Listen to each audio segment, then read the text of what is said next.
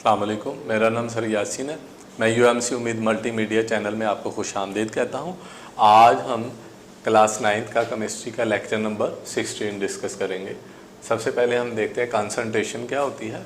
It is a proportion of solute in solution. Solute की solution में मिकदार जो है वो कंसंट्रेशन कहलाती है। फॉर एग्जांपल आप एक पानी लेते हैं गिलास में, उसमें चीनी ऐड कर देते हैं, तो चीनी चूँकि कम मिकदार में है ये सोल्यूट होगी, वाटर ज़्यादा मिकदार में है सॉल्वेंट होगा, तो दोनों मिलकर सोल्यूशन बनाते हैं। सोल्यूशन के अंदर जितनी आपने चीनी सोल्यूट डाली उसकी मिकदार जो है वो कंसंट्रेशन को जाहिर करती है। It is a ratio of amount of solute to amount of solution, यानी सोल्यूट और सोल्यूशन की मिकदार के दरमियान रेशो भी कंसंट्रेशन को जाहिर करती है।